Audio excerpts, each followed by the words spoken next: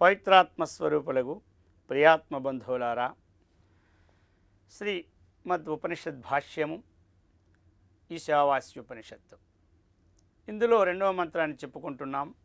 కుర్వన్నేవేహ కర్మాణి జిజీవిషేచ్ఛతగం సమాహ ఏవం త్వయి నాణ్యథేతోస్తి న కర్మ లిప్యతే నరే. కర్మాని నలిప్యతే నరే అనే పదం ఇందులో వేస్తున్నారు. అయితే ఏమి కర్మలు ఇక్కడ మనకు చెప్పారు. విధి నిషేధం కర్మల్లో ఉన్నాయి. అందులో ఏవం సుకర్మ కుర్వాణే అశుభం కర్మ న లిప్యతే నారకీయతనానాస్య సంభవోస్తి సముద్ధృతే. ఏవం సుకర్మ కుర్వాణే అశుభం కర్మ నలిప్యతే. సుకర్మ దుష్కర్మ రెండు అన్నమాట. సుకర్మ వేద విహిత కర్మ, ఆశ్రమ విహిత కర్మ. ఈ ప్రకారముగా ఉన్నటువంటి కర్మల వలను కర్మ అశుభం కర్మ, అశుభం కర్మ నిషేధ కర్మ ఫలాన్ని తాను అంటాడు. అంటే ఆ ఫల దోషమునకు ఇతడు బద్ధుడు కాడు. నారకీయేతనా, ఇటువంటి ఎవరైతే అశుభ కర్మ చేస్తూ ఉన్నారో, అకల్యాణ కర్మ చేస్తూ ఉన్నారో వారికి నరక యాతన సంభవిస్తున్నదన్నమాట. ఇటువంటి వారికి నరక యాతన కూడా నసంభవ, వారికి ఎప్పుడూ అటువంటిది లేనే లేదని శాస్త్రం చెప్తూ ఉన్నదన్నమాట. సమ్యక్ కృతే, ఈ ప్రకారముగా శుభకర్మ సమ్యక్ ఉద్ధృతే, దానిని చక్కగా మనకి అది ఉద్ధరింపజేయుచున్నదన్నమాట. సన్యాసినో జ్ఞాననిష్ట పూర్వమంత్రేణ దర్శిత పరేణ తదశక్తస్య కర్మనిష్టాభ్యుదీరిత. చెప్పింది శాస్త్రం. జ్ఞాననిష్ట సన్యాసిన కర్మనిష్ట పూర్వమంత్రేణ, ఈ ప్రకారముగా పూర్వమంత్రము ద్వారా సన్యాసికి జ్ఞాననిష్ట చెప్పబడినది. తదశక్తస్య తత్తు అశక్తస్య, అంటే ఇటువంటిది ఎవరైతే దీనికి సామర్థ్యత లేదో వారికి కర్మనిష్ట చెప్పబడినది.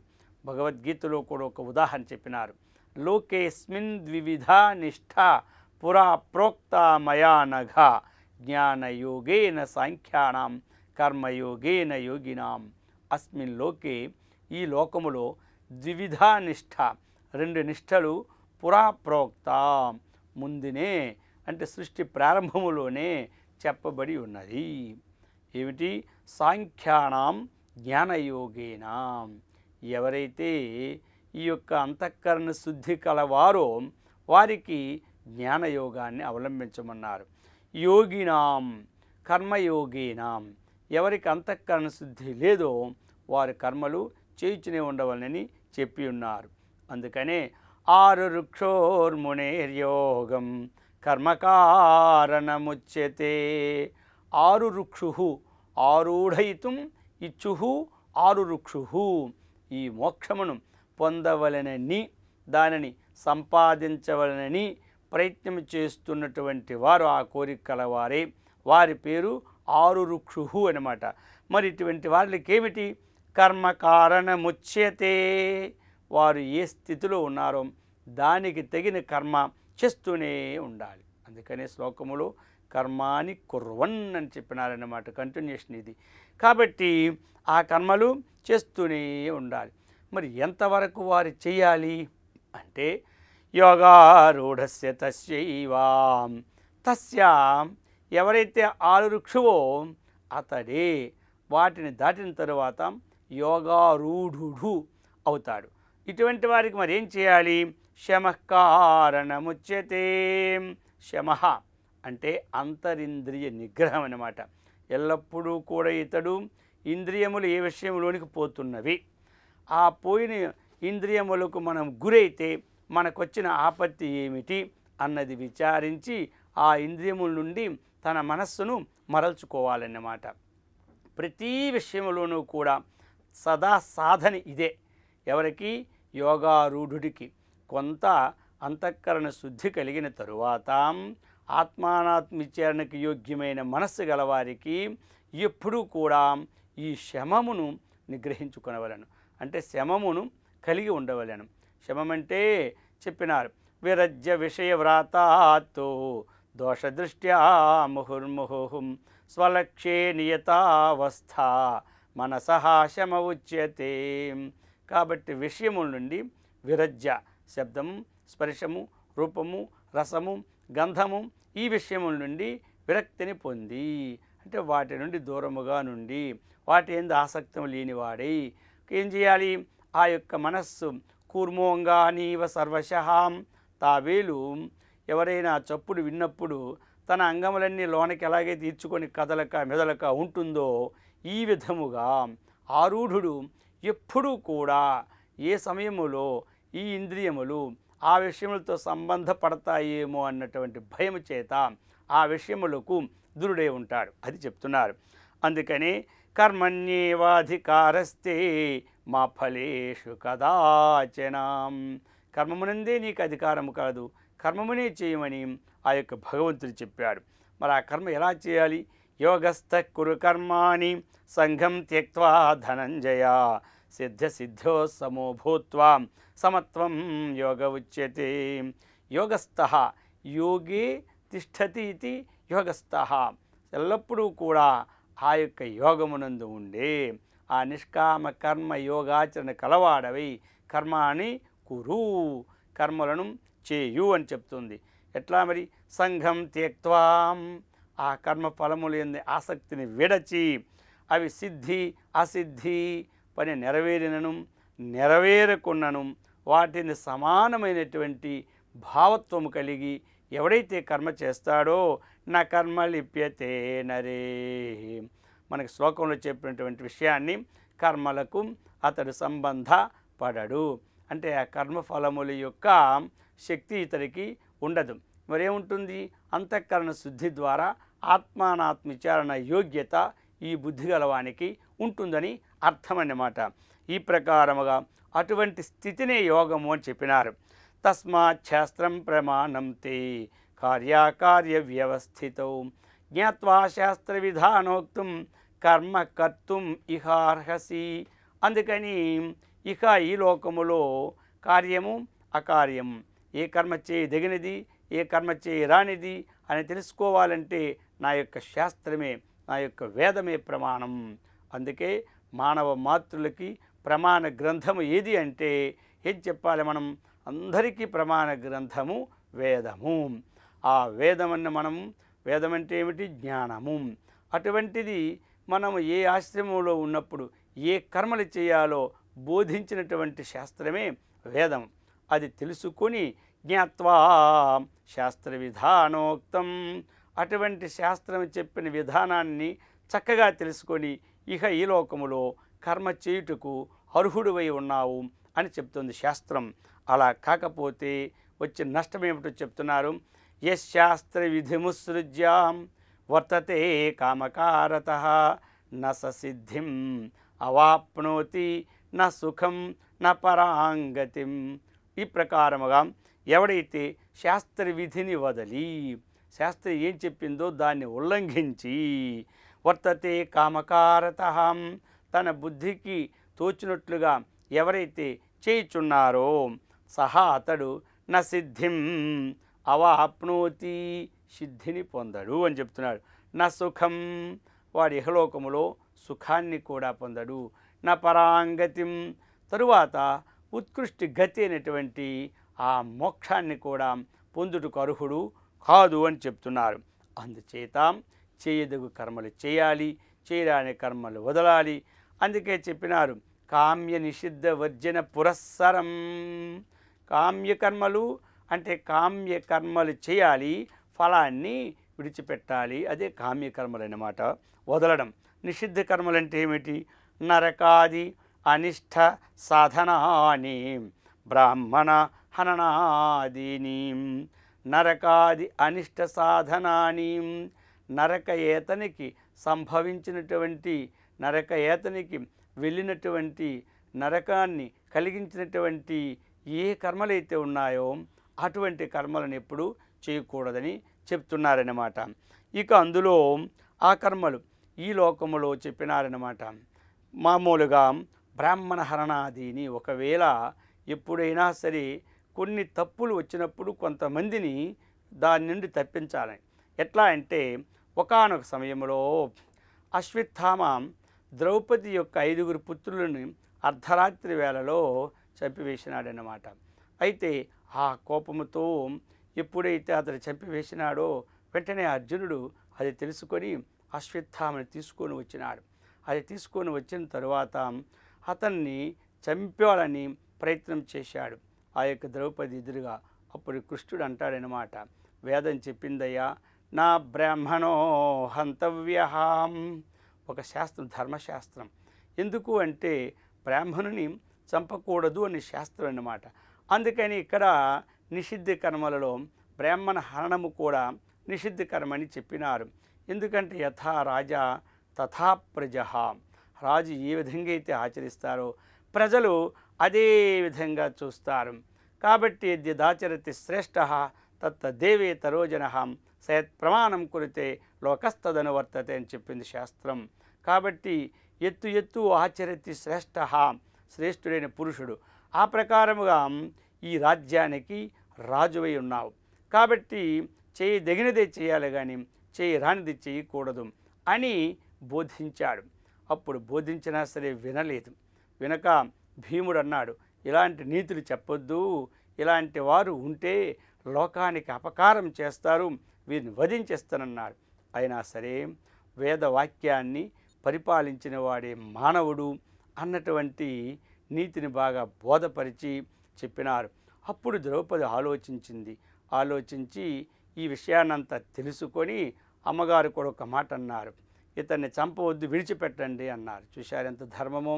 నేను ఎలాగైతే నా కొడుకులు పోయినారని విచారంతో నేను మునిగి ఉన్నానో, ఇప్పుడు ఈ అశ్వత్థామను వధిస్తే వారి యొక్క తల్లి కూడా ఆ చింతాక్రాంతై నాలాగే బాధపడుతుంది కదా, పోయినటువంటి వారు రారు కదా, అందుచేత వీరిని వధించి ఆ పాపం తెచ్చుకోవడం కూడా మంచిది కాదని చెప్పినారు. ఈ ప్రకారముగా పరస్పరము వేద ధర్మాన్ని మనము పాటించినట్లయితే ధర్మో రక్షతి రక్షిత అన్నారు. ధర్మాన్ని మనం రక్షిస్తే ఆ ధర్మం మనల్ని రక్షిస్తుందన్నారు. ధర్మో భక్షతి భక్షిత, ఆ ధర్మాన్ని మనం భక్షిస్తే అది కూడా మనల్ని భక్షిస్తుందన్నారు. అందుకనే కుర్వన్నేవేహ కర్మాణి జిజీవిషేచ్ఛతగం సమాహం ఏవం త్వయి నాణ్యథేదోస్తి న కర్మ లిప్యతే నరే. ఈ ప్రకారముగా సుకర్మ కుర్వాణే అశుభం కర్మ నలిప్యతే అని ఈ శాస్త్రం చెప్తున్నది. కాబట్టి అటువంటి సత్కర్మనిష్టను వేదమాత ఆచార్యులు వారిచ్చి మనకు అనుగ్రహించెదరుగాక. ఓం శాంతి శాంతి శాంతి. హరి ఓం తత్సత్.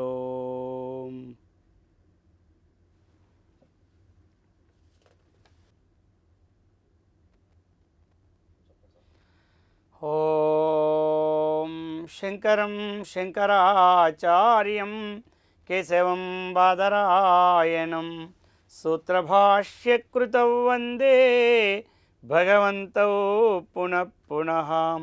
పవిత్రాత్మస్వరూపులకు ప్రియాత్మ బంధువులారా, ఉపనిషద్ భాష్యము శ్రీ ఈశావాస్యోపనిషత్తు. ఇందులో 2వ మంత్రాన్ని వివరించుకుంటూ ఉన్నాం. కుర్వన్నేవేహ కర్మాణి జిజీవిషేచ్ఛతగం సమాహం ఏవం త్వయి నాణ్యథేతోస్తి న కర్మ లిప్యతే నరే. కర్మాణి, ఆ కర్మలు ఎన్ని రకములు అంటే నిత్య కర్మలు, నైమిత్తిక కర్మలు, ప్రాయశ్చిత్త కర్మలు, ఉపాసన కర్మలు. అయితే మరి ఈ కర్మలు ఎవరెవరికి ఏ కర్మలు విధించున్నాయి అన్నటువంటి నిత్య కర్మలు, నైమిత్తిక కర్మలు, ఈ ప్రాయశ్చిత్త కర్మలు చేయవలసినవే. బ్రహ్మచర్య ఆశ్రమంలో ఉన్నప్పుడు అహరహ సంధ్యాముపాసీతాం, ప్రాతకాలము సాయంకాలము సంధ్యావందనము, గాయత్రి మహామంత్రము జపము, గురుకులములో సేవ, భిక్షాటనము, ఈ కార్యక్రమములు చేయవలసినవే. ఆ ప్రకారముగా ఆ బ్రహ్మచర్యము నుండి విద్య పూర్తయిన తరువాత గృహస్థాశ్రమం స్వీకరించినట్లయితే ఆ గృహస్థాశ్రమునకు చేయవలసిన కర్మలు ఏమిటి అని ప్రశ్న వస్తే అందులో చెప్పి ఉన్నారు. దేవయజ్ఞము, ఋషి యజ్ఞము, పితృయజ్ఞము, అతిథి యజ్ఞము, భూతయజ్ఞం చేయమన్నారు. శాస్త్రం చెప్పినారు అన్ని ఆశ్రమముల కన్నా గృహస్థాశ్రమం చాలా గొప్పదని. అందుకని గృహస్థాశ్రమాత్ పరమో ధర్మ నాస్తి నాస్తి పునః పునః సర్వతీర్థఫలం తస్య యథోక్తం యస్తు పాలయేతు. యథా ఏ ప్రకారముగా గృహస్థాశ్రమ నియమములు చెప్పి ఉన్నారో ఆ నియమాలను పాటిస్తూ ఉంటుంటే గృహస్థాశ్రమాత్తు గృహస్థ ఆశ్రమము కంటే పరమైనది గొప్పదైనది ఇంకొకటి లేదు లేదని రెండుసార్లు చెప్తున్నారన్నమాట. ఎలా అంటే సర్వతీర్థ ఫలం. వారు ఇంటి దగ్గర ఏ నియమాలను శాస్త్రం చెప్పిందో అది పాటిస్తే సమస్త తీర్థ ఫలం, ప్రపంచంలో ఉన్న తీర్థాలన్నీ కూడా తిరిగినట్లని చెప్తూ ఉంది శాస్త్రం. అందుకని సర్వేషాం అందరూ కూడా ఈ విధముగా ఆచరించాలని చెప్తున్నారు. దేవయజ్ఞం. దేవయజ్ఞం అంటే ఏమిటి? దేవతలను పూజించుట అంతే, ఇంకేమీ కాదు. ఎవరెవరికి ఏ ఇష్టదేవతో ఆ దేవతను ప్రాతకాలంలో ఏదో ఒక శ్లోకము లేక ఒక నామము, ఏదో పత్రము, పుష్పము, ఫలం, తోయం. పూజ అంటే ఖాళీ ఉండి అవకాశం ఉంటే సహస్రం చదవచ్చు, ఏమీ లేకపోతే ఒక పుష్పం వేసి రామాయణ నమస్కారం చేయొచ్చు. అంతేగాని ఒక గంట పూజ చేయలేదని విచారం అవసరం లేదు. సమయాన్ని బట్టి మనం నడుచుకోవాలి. ఆ ప్రకారముగా దేవపూజ. ఋషి యజ్ఞం ఏదో ఒక శ్లోకాన్ని నేర్చుకొని రోజు చదువుకుంటే అది ఒక స్వాధ్యాయమని. అలా లేకపోతే ఓం అని ఓంకారాన్ని 3 సార్లు దీర్ఘంగా ఉచ్చరించి కాసేపు మనస్సులో ఆ భగవంతుని ప్రార్థించుకుంటూ ఉంటే అది ఋషి రుణం తీర్చినట్టు చెప్పి ఉన్నారు. ఋషి రుణం అంటే వేదాధ్యయనము ద్వారా ఋషి రుణం తీర్చుకోవాలని శాస్త్రమన్నమాట. అది ఋషి యజ్ఞం అని చెప్పినారు. ఇక పితృయజ్ఞం తల్లిదండ్రులను చక్కగా పూజించుట అది చెప్పినారు. సర్వేషామపి పూజ్యానాం పితా వంద్యో మహాన్ గురు పితృశతం గుణైర్మాత గర్భధారణ పోషణాత్. సర్వేషామపి పూజ్యానాం లోకములో ఎవరెవరు పూజింపదగిన వారో వారందరికంటే పితా వంద్యాన్. పితా తండ్రి వందనీయుడు, నమస్కారం చేయడానికి యోగ్యుడు. అటువంటి వారిని బాగా మనము ఒక్కసారి నమస్కారం చేస్తే ఎంతో, ఇతరులకు 1000 సార్లు చేస్తే అంత ఫలితం అన్నమాట. పితుష్యత గుణైర్మాత. తండ్రికి 100 సార్లు చేస్తే ఏ ఫలితమో తల్లికి ఒక్కసారి నమస్కారం చేస్తే అంత ఫలితమని శాస్త్రము చెప్పుచున్నదన్నమాట. ఈ ప్రకారముగా పితృయజ్ఞ పరిపాలన అంటే ఉన్నప్పుడు వారిని చక్కగా చూస్తూ వారి తదనంతరము ప్రతి సంవత్సరము కూడా 10 మందికి అన్నదానము, వస్త్రదానము వారి పేర్లు చేయటం ఉచితమని శాస్త్రం. ఇక అతిథి పూజం. అతిథి అభ్యాగతులు పూజ చేయాలంటారు. ఎట్లా? గృహీ స్వర్గమవాప్నోతి యథాచ అతిథి పూజనం. శాస్త్రం చెప్తూ ఉన్నారు. అతిథి పూజం వలన స్వర్గం లోకం లభిస్తుందట. యజ్ఞయాగాదులు చేస్తే ఏ ఒక్క ఫలితం వస్తుందో అతిథికి భోజనం పెట్టినంత మాత్రంలో స్వర్గలోక ప్రాప్తి కలుగుతుందని, ఇహలోకములో సౌఖ్యం కలుగుతుందని శాస్త్రం చెప్పుచున్నది. ఈ ప్రకారముగా దేవ, ఋషి, పితృ, భూతం. భూతం అంటే ఇతర జీవులు, కాకులు, పక్షులు, అనేక రకరకాల ఇతర జీవులకి ప్రాతకాలం మనం లేచిన తర్వాత ఏదో ఒకటి కొంత వాటికి ఆహారం ఇవ్వడం భూత బలి అంటారు, భూత యజ్ఞం అంటారు. ఈ ప్రకారముగా గృహస్థాశ్రమంలో ఆచరించవలసినటువంటి కర్మలని చెప్పి ఉన్నారు. శాస్త్రంలో చెప్పున్నారు కదా మనకిప్పుడు కర్మాని కుర్వన్ అని చెప్పినారు. కుర్వన్నేవేహ కర్మాని. మరి ఏ కర్మలు చేయాలంటే ఈ కర్మలు. ఇక వానప్రస్థాశ్రానికి వచ్చిన తరువాత గృహస్థస్తు యథా పశ్యేత్తు వలీ ఫలితమాత్మనః అపత్యస్యైవ చాపత్యం తదారణ్యే సమాశ్రయేత్తు. వానప్రస్థాశ్రమం అంటే గృహస్థాశ్రమంలో ఒక 50 సంవత్సరములు పూర్తి అయిన తరువాత అథవా 60 సంవత్సరాలు పూర్తి అయిన తరువాత ఆ యొక్క కార్యభారాన్ని తగ్గించుకుంటూ ఎప్పుడైతే మన యొక్క శరీరము యొక్క దార్ఢ్యం తగ్గిపోయినదో, మన యొక్క వెంట్రుకలు ఎప్పుడైతే మారినవో ఈ సమయంలో బాధ్యతలు గృహంలో ఉన్నటువంటి వారికి ఇచ్చి తాను చక్కగా ఈ యొక్క ఆధ్యాత్మిక విజ్ఞాన తత్పరి ఉండమని చెప్పింది. ఈ ప్రకారముగా చెప్పి 4వది సన్యాసాశ్రమం. సన్యాసము బ్రహ్మచర్యం నుంచి సన్యాసం తీసుకోవచ్చు, వానప్రస్థ నుండి సన్యాసం తీసుకోవచ్చు, గృహస్థాశ్రమం నుంచి సన్యాసం తీసుకోవచ్చు. మరి సన్యాసం తీసుకుంటే ఏ కర్మ చేయాలంటే సన్యాసి ఎప్పుడైతే తీసుకున్నాడో బ్రహ్మచారి ఆ బ్రహ్మచర్యంలో వచ్చేసినటువంటి ఆ యొక్క సంధ్యావందనాదులు విడిచిపెట్టాలి. ఈ విధంగా శిఖ యజ్ఞోపవీతం త్యాగం చేయాలి. గృహస్థుగాని సన్యాసం తీసుకుంటే ఇప్పుడు చెప్పిన దేవ యజ్ఞ పితృ ఈ 5 యజ్ఞాలు విడిచిపెట్టాలి. ఆ విధంగా వానప్రస్థ సన్యాసం తీసుకున్నప్పుడు ఆ విధమైనటువంటి ఉపాసన విడిచిపెట్టి తరువాత ఆత్మైకత్వమైన తత్వశ్రీ మహావాక్య శ్రవణము చేయాలి. ఈ ప్రకారముగా చెప్పినారు.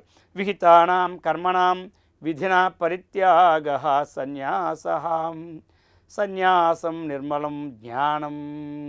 దేనికంటే సన్యాసము నిర్మలము, మలము విక్షేపము ఆవరణము లేనటువంటి తత్వమసి మహావాక్యము ద్వారా అహం బ్రహ్మాస్మి బ్రహ్మైవాహమస్మి అన్నటి విజ్ఞానం సంపాదించుకున్నట్టుకే సన్యాసం తీసుకోవడం. బ్రాహ్మీ స్థితి సన్యాస అని చెప్పింది శాస్త్రం. ఎప్పుడూ కూడా బ్రాహ్మీ స్థితి అంటే స్థిత ప్రజ్ఞత్వం అన్నమాట. ఏషా బ్రాహ్మీ స్థితి పార్థ నైనాం ప్రాప్య ముహ్యతి స్థిత్వాస్యామంతకాలేపి బ్రహ్మ నిర్వాణమృచ్చతి అని శాస్త్రం చెప్పినది. ఆ ప్రకారముగా బ్రాహ్మీ స్థితి అంటే బ్రహ్మ భావనతో ఉండడం. ఎందుకు బ్రహ్మ భావనతో ఉండడము? తత్వమసి మహావాక్య శ్రవణము చేసిన వాడు కనుక. తత్వ అంటే అది, త్వం అంటే నీవు, అసి అంటే అయి ఉన్నావు అని అర్థం. తత్వమసి మహావాక్యం అంటారు దీనిని. అది నీవు అయి ఉన్నావన్నదే తత్వమసి, ఇంకొకటి కాదు. అది అంటే ఏమిటి? పిపీలికాది బ్రహ్మ పర్యంతము వ్యాపకమైనటువంటి సకల జీవరాశుల్లో ఏ చైతన్యం ఉందో ఆ చైతన్యమే తత్పద వాచ్యార్థం అన్నమాట. అటువంటి చైతన్యము త్వం ఎదురుగా ఉన్నటువంటి శిష్యుని చెప్తున్నాడు, ఆ చైతన్యమే నీవై ఉన్నావు, నీవే ఆ చైతన్యమై ఉన్నావు అన్నటువంటి వాక్యాన్ని విన్నాడు. అయితే ఇతనికి ఏమి గోచరించింది హృదయాకాశంలో? తత్ అంటే అది, అంటే ఆ బ్రహ్మము. అహం నేనై ఉన్నాను, ఇది అహం బ్రహ్మాస్మి వాక్యం. తత్వమసి అనేది ఉపదేశ వాక్యము, అహం బ్రహ్మాస్మి అనేది అనుభవ వాక్యం. కాబట్టి బ్రాహ్మీ స్థితి సన్యాస అన్నారు. ఎప్పుడైతే గురువు ద్వారా ప్రణవాది మంత్ర జపము ద్వారా ఈ తత్వమసి మహావాక్య శ్రవణం చేసి ఉన్నాడో ఆ శ్రవణానంతరము సర్వం కల్విదం బ్రహ్మ నేహనానాస్తి కించన అన్నటువంటి భావం ఉత్పన్నమవుతుందన్నమాట. ఆ ఉత్పన్నమైన భావమే బ్రాహ్మీ స్థితి అన్నారు. ఈ ప్రకారముగా చెబుతూ వాంత విష్టాదివతు లోకద్వయ భోగస్య న్యాస సన్యాస. ఎలా అంటే వాంత విష్టాదివత్తు, ఒకసారి వమనమైనటువంటి నోటి నుండి పడినటువంటి మలాన్ని ఎవరు మరలా ఏ విధముగా స్వీకరించారో ఆ ప్రకారముగా లోకద్వయ భోగస్యాం ఇహలోక విషయముల యందు పరలోక విషయముల యందు, అంటే ఇహలోక సుఖముల యందు పరలోక సుఖముల యందు న్యాస. ఎవరైతే కాకి మలము వలె దీనిని విడిచిపెడుతున్నాడో అటువంటి స్థితి గలవాడే సన్యాసి అని చెప్తుంది శాస్త్రం అన్నమాట. మరి ఏం చేయాలంటే సన్యస్య శ్రవణం కుర్యాత్వం. సన్యస్య అంటే సన్యసించిన తరువాత చేయవలసిన కర్తవ్యం ఏమిటంటే శ్రవణం. ఏమిటి శ్రవణం చేయాలి? జీవబ్రహ్మణోహో ఐక్య విషయ అని చెప్పారు. అందుకే జపేచ్ఛ ప్రణవం నిత్యం పఠేదుపనిషద్వాక్యం విజితాత్మ జితేంద్రియ వేదాంతార్థాన్ చింతయేత్ అని చెప్పినారు. ఏం చేయాలంటే ప్రణవ జపాన్ని చేయాలి. ఏం చదవాలి అంటే ఉపనిషత్ వాక్యాన్ని చదవాలి. మరి దేన్ని జయించాలంటే తన ఇంద్రియాలనే జయించాలి. మరి దేన్ని చింతించాలంటే వేదాంతము చెప్పినటువంటి అర్థాలని చింతించమని శాస్త్రం చెప్తూ ఉన్నది. అందుకోసం ఈ ప్రకారముగా వైరాగ్యవంతుడే సన్యాసం తీసుకోవాలి. లేకపోతే ఇతో భ్రష్ట తతో భ్రష్ట అవుతారన్నమాట. ఎలా అంటే ఒకరు ఇంటిలో ఎప్పుడూ కూడా వారికి సరిపడక అతడు ఎప్పుడూ కూడా కోపం వచ్చి ఒకరోజు రాత్రి బయలుదేరి ఒక ఆశ్రమానికి పోయినాడట ఒక గృహస్థుడు. ఆ పోయిన తరువాత అక్కడ స్వామివారి దగ్గరికి వెళ్ళారు. ఇక స్వామివారి దగ్గరికి వెళ్ళిన వెంటనే సాష్టాంగ నమస్కారం చేసి అతడు కూర్చున్నాడు. ఏమయ్యా ఎందుకు వచ్చినావు అని అడిగినారు. అతడు చెప్పినాడు, నేను సన్యాసం తీసుకోవడానికి వచ్చినానన్నాడు. నువ్వు సన్యాసం అంటే చాలా కష్టమయ్యా, కొంతకాలం ఇంకా చక్కగా నువ్వు ఈ యొక్క సేవ చేసుకుంటూ ఉంటుండు, తర్వాత సన్యాసం క్రమంగా తీసుకుందామని చెప్పాడు. గురువుగారు, నా వైరాగ్యం ఎలాంటి తెలుసా? జలనిధి లింకుగాక కులశైలము కూలిపోవుగాక. ఈ సప్త సముద్రాలు ఇంకిపోయినా, సూర్యుడు తెగి కింద పడినా ఇంకా నేను ఇంటి గడప ఎక్కనని ప్రజెంట్ చేసి పెట్టినాడనమాట. అందుచేత నాకు ఇమీడియట్గా సన్యాసం ఈరోజు ఇచ్చేవలసిందని అన్నాడు. అయ్యా, అంత తొందర ఉండకూడదు. ఎందుకు అంటే శమధమాది గుణ సంపన్నుడు సాధన చతుష్టే సంపన్నుడు ఎవడో అతనికే ఇవ్వాలి, కానీ లేని వారికి ఇచ్చినప్పుడు పతితులు అవుతారు అని చెప్పినాడు. ఈ విధముగా ఆ ప్రకారముగా చెప్పిన తరువాత అతడు విని, ఇప్పుడు తొందర ఎందుకు, అయితే నిన్నొక్క మాట అడుగుతాను, చెబుతావా అన్నాడు. ఏం మాట అన్నాడు. సరే, ఇప్పుడు నువ్వు ఇంటి దగ్గర భార్యని విడిచిపెట్టి వచ్చినాను అన్నావు కదా, ఒకవేళ నువ్వు ఇక్కడ ఉండిన తర్వాత ఒక 6 మాసాలు పోయిన తర్వాత నీ భార్యకి ఈ విషయం తెలుస్తుంది, ఈ విధంగా ఆశ్రమంలో ఉన్నాడని. మరి అప్పుడు మీ భార్య గారు వస్తే మీరు ఏం చేస్తారు? ఇప్పుడు నేను సన్యాసం నీకు ఇచ్చేస్తా స్వామీజీ, మా భార్య గారు వచ్చినప్పుడు సంగతి అప్పుడు ఆలోచిస్తాను, కానీ ఇప్పుడు సన్యాసం ఇచ్చేయండి అన్నాడు. అందుకోసమని అప్పుడు ఆలోచిస్తాడు. ఇంకేం ఆలోచిస్తాడు? ఇంటికి పోతాడు కదా. ఆ ప్రకారముగా చెప్పింది శాస్త్రము. వైరాగ్యం పుష్కలం నశ్యాత్ నిష్ఫలం బ్రహ్మదర్శనం తస్మాద్రేక్షేత బుధో యత్నేన సర్వదా అని శాస్త్రం చెప్పింది. అందుకని ఎవరికైతే వైరాగ్యం సంపూర్తిగా ఉన్నదో వారికి సన్యాసాశ్రమము విధించి ఉన్నది. అటువంటి సన్యాసాశ్రమ స్వీకరణ తరువాత చేయవలసిన కర్తవ్య కర్మ ఏమిటో వేదం చెప్పింది. కాబట్టి ఈ ప్రకారముగా అటువంటి కర్తవ్య కర్మల నిష్టని ఆ శృతిమాతాచార్యుల వారు ఇచ్చి అనుగ్రహించెదరుగాక. ఓం శాంతి శాంతి శాంతి. హరి ఓం తత్సత్. కర్మాణి జిజీవిషేచ్ఛతగం సమాహం ఏవం త్వయి నాణ్యతే దోస్తి న కర్మ లిప్యతే నరే అన్నటువంటి మంత్రాన్ని చెప్పుకుంటూ, కర్మలు అంటే నిత్య కర్మలు, నైమిత్తిక కర్మలు అని ప్రాయశ్చిత్త కర్మలు చెప్పుకున్నాం. అందులో నిత్య కర్మల విషయంలో 4 ఆశ్రమంలో ఉన్నవారు ఆచరింపదగిన కర్మలు నిత్య కర్మలని చెప్పుకున్నాం. ఇక నైమిత్తిక కర్మలు, నైమిత్తికం అంటే అర్థమేమిటి? నిమిత్తమాపాద్యాం నిమిత్తం ఆసాధ్యం అవశ్య కర్తవ్యతయా విహితాని కర్మాని నైమిత్తికాని. నిమిత్తం ఆసాధ్య, ఒక నిమిత్తాన్ని పురస్కరించుకొని అవశ్యముగా చేయవలసినటువంటి కర్తవ్య కర్మ ఏముందో దాన్ని నైమిత్తికం అంటారు. ఎట్లా అంటే, ఉదాహరణ, ఒక చంద్రగ్రహణం వచ్చినది, సూర్యగ్రహణం వచ్చినది. మరి ఈ సమయంలో వచ్చినటువంటి కర్మలు ఏమిటంటారు? నైమిత్తికం అంటారు. ఎందుకు? రాహుగ్రస్తము, కేతుగ్రస్తము ఈ నిమిత్తముగా ఈ యొక్క గ్రహణములు వచ్చినాయి కాబట్టి వీటిని నైమిత్తికం అంటారు. అలాగే మనకు పుష్కరాలు వస్తాయి. ఆ పుష్కరాలు దేని నిమిత్తంగా వచ్చింది?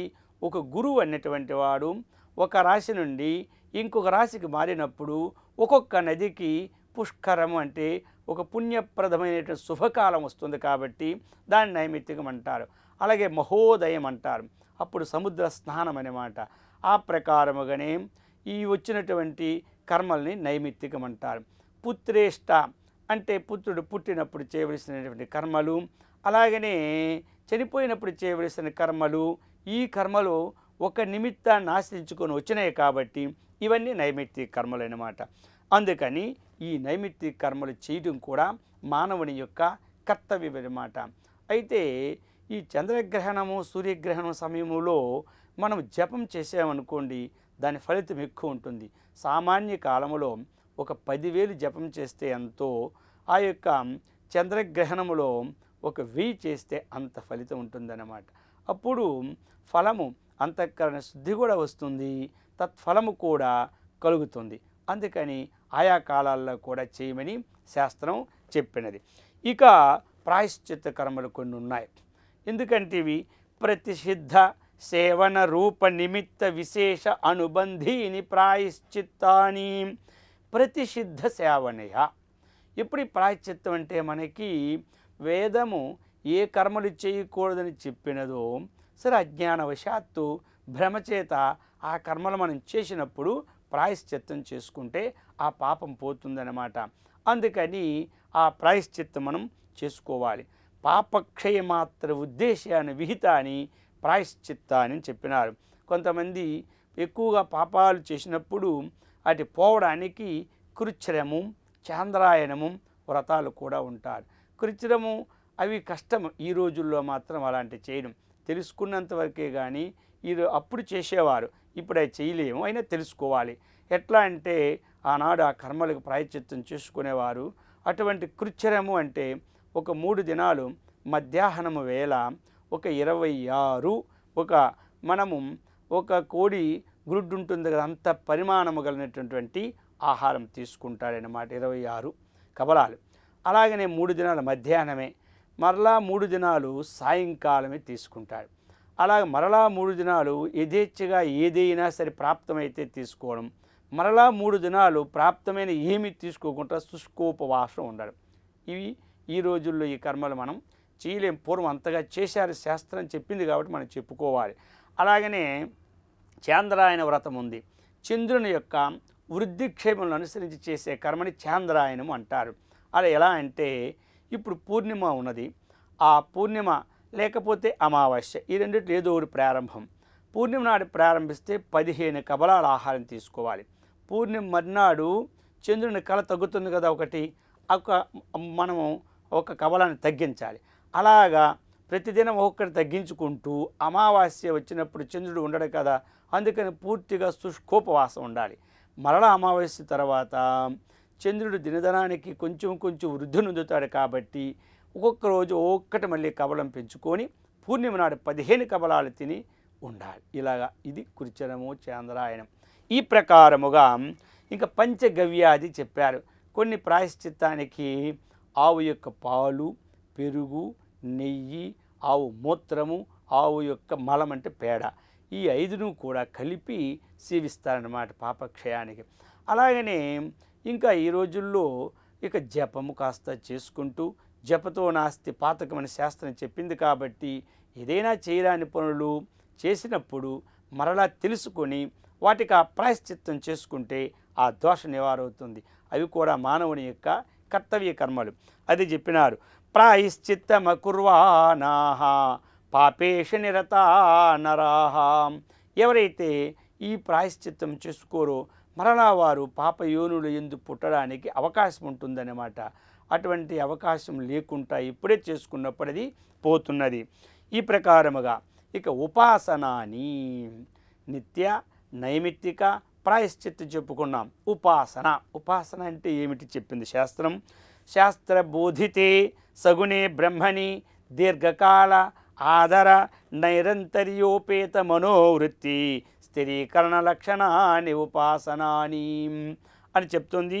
శాస్త్రబోధితే సగుణే ఉపాసన చేయాలి.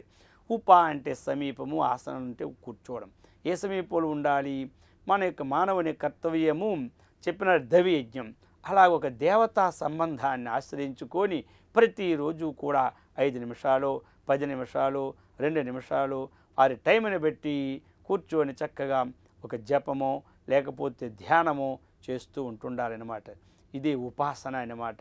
ఏది కృష్ణుడిష్టమైతే కృష్ణుడు, విష్ణువైతే విష్ణువు, శివుడైతే శివుడు, ఏ దేవత ఎవరికి ఇష్టమో ఆ దేవతను ఉపాసన చేసుకోవచ్చు. ఆ ఉపాసనలో ఏముండాలి అంటే శాస్త్రం చెప్పిన ప్రకారముగా ఒక రాముడు అయితే రామ సంబంధమైన మంత్రాన్ని ఉపదేశం తీసుకుని రోజు జపం చేసినా పర్వాలేదు. ఉపదేశం తీసుకోకపోయినా ఓం శ్రీ రామాయ నమః అని మాటికి కూడా మనసుతో స్మరించుకున్నా పర్వాలేదు. ఈ ప్రకారముగా శాస్త్రబోధితే సగుణే బ్రహ్మణి, అది సగుణ బ్రహ్మం అంటే గుణములతో కూడినటువంటి, ఆకారములతో కూడినటువంటి ఆ పరమాత్మ యందు అంటే భగవంతుని యందు దీర్ఘకాల ఆదర నైరంతర్య, దీర్ఘకాలము అంటే శరీర పతన పర్యంతము ఆధారం తప్పక భగవంతుని ఉపాసన చేస్తున్నాను. ఇహలోకములో ధర్మార్థ కామములు కలిగి ఆ మోక్ష మార్గం అనేటువంటి స్వరూపాన్ని కూడా ఆ భగవంతుడు నాకు ఇస్తాడు అన్నటువంటి విశ్వాసం మాత్రం ఉండాలి. ఆ విశ్వాసము మానవుని ఊర్ధ్వలోకను గొనిపోవును, అవిశ్వాసం అధోలోకను గొనిపోవునని మహర్షి మలయాళస్వామి వారు చెప్పి ఉన్నారు. ఆ ప్రకారముగా దీర్ఘకాల ఆదర నైరంతర్య ఉపేత మనోవృత్తి. నైరంతర్యం అంటే యత్కరోషి యదస్నాసి యజ్జుహోషి దదాసి యతో. ఏ పని చేస్తున్నా, కూర్చున్నా, నిలబడినా, తింటున్నా, మాట్లాడినప్పుడు కూడా భావనాయుతమై ఎవరైతే ఉంటారో అటువంటి మనోవృత్తి. స్థిరీకరణ లక్షణాని ఉపాసనాని. ఈ ప్రకారముగా చేసేటప్పుడు భగవత్ అనుగ్రహానికి మనం ఏమవుతాం? పాత్రులమవుతామన్నమాట. భగవద్ అనుగ్రహానికి పాత్రులైన వాడు ఇక పర శ్లోకముల్లో సుఖాన్ని పొందుతాడనమాట. సగుణ బ్రహ్మ విషయ మానస వ్యాపార రూపాన్ని చాండిల్యాది ఉపాసనాని. ఇది చాండిల్య విద్య అంటారు. అంటే అర్థం ఏమిటి? సర్వం కల్విదం బ్రహ్మ అన్నటువంటి మొట్టమొదటి ఈ ఉపాసన ద్వారా, సగుణ బ్రహ్మ యొక్క ఉపాసన ద్వారా నిర్గుణ బ్రహ్మ సాక్షాత్కారం కలుగుతుందన్నమాట. కాబట్టి చెప్పారు, సగుణ జ్ఞానహీనస్య నహి నిర్గుణ వేదనం, నంది దర్శనహీనస్య యథా న శివ దర్శనం.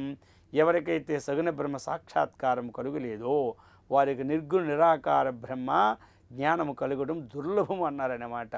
అందుకనే శంకరుల వారు ఆదౌ సగుణమాశ్రిత్యాం, మొట్టమొదటి ఏం చేయాలి అంటే ఆ యొక్క సగుణాన్ని ఆశ్రయించాలని చెప్పినారు. ఈ ప్రకారముగా నిత్య నైమిత్తిక ఉపాసన కర్మలు చేస్తూ ఉండాలి. అయితే కొంతమంది కర్మశబ్దానికి ప్రారంధము, ప్రారంధ కర్మ, ఆగామి కర్మ, సంచిత కర్మ కూడా ఉన్నాయి కదా అంటారు. అంటే అవి అనుభవించవలసినవి అన్నమాట. అవి ఇప్పుడు ఇవన్నీ ఏమిటి? చేయవలసినవి. ఈ కర్మలు తప్పక ఉండాలి. అయితే మరి ఈ కర్మలో వచ్చిన ప్రతిఫలాలు అవి. మనం చేసినటువంటి శుభకర్మ అయితే పుణ్యం వస్తుంది, అలా అశుభకర్మ అయితే పాపం వస్తుంది. ఈ పాప పుణ్యముల యొక్క మిశ్రమ జన్మే ఈ మానవ జన్మ. అయితే మరి ప్రారంధం అంటే ఏమిటి అని అనుకుంటారు.